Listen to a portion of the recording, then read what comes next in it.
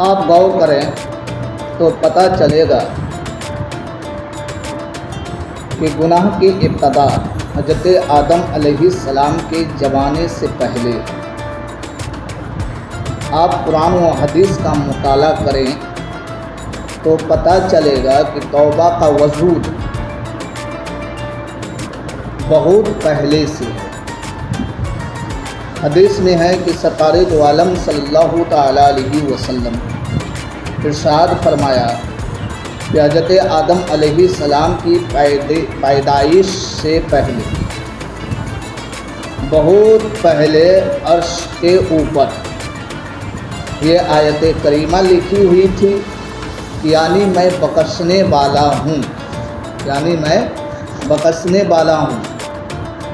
جو توبہ کرے اور ایمان لائے، جو توبہ کرے اور ایمان لائے، اچھے کام کرے اور اچھی راہ پر چلے۔ تو معلوم ہوا کہ اللہ تعالیٰ بندے پر بہت زیادہ مہربان ہے۔ اللہ تعالیٰ نے اپنے فضل و کرم سے گناہوں سے پہلے توبہ کو پیدا فرما دیا، تاکہ انسان اگر گناہوں میں مبتلا ہو جائے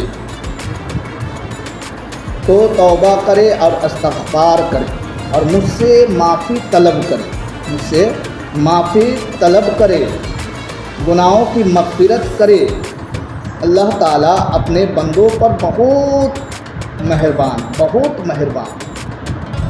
لیکن ہم لوگ گناہوں پر گناہ کیے جاتے ہیں، گناہوں میں مبتلا ہوتے جاتے ہیں، ہمیں اپنی گناہوں کا غم نہیں ہے، لیکن اللہ تعالیٰ چاہتا ہے کہ میرے بندے مجھ سے معافی مانگے، میں اسے بخش دوں، میرا بندہ مجھ سے معافی مانگے اور میں اسے بخش دوں۔ اللہ تعالیٰ توبہ کرنے والوں سے بہت خوش ہوتا ہے، توبہ کرنے والوں سے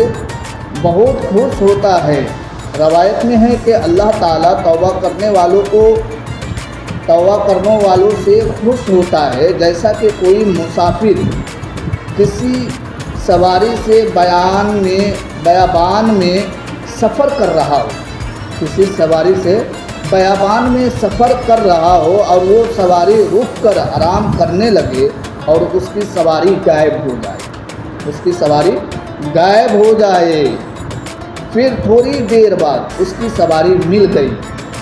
تو مسافر خوشی ہو جاتا ہے، خوشی سے جھوم اٹھتا ہے۔ اسی طرح اللہ تعالیٰ توبہ کرنے والوں سے خوش ہوتا ہے، توبہ کرنے والوں بندوں سے محبت کرتا ہے، توبہ کرنے والوں بندوں سے کہتا ہے اے بندہ گھبراؤ نہیں، میں تیری توبہ کو قبول کرتا ہوں، میں تیرے حق میں فرشتوں کو گواہ رکھتا ہوں، تیری مغفرت فرماؤں گا۔ اسی طرح سرکار دو عالم صلی اللہ تعالیٰ علیہ وسلم ارشاد فرماتے ہیں التائب حبیب اللہ، اللہ تعالیٰ اپنے پیارے حبیب سے فرماتا ہے اے میرے حبیب تمہاری امتیوں کے متقیوں کو ڈراؤ، تمہاری امتیوں میں متقیوں کو ڈراؤ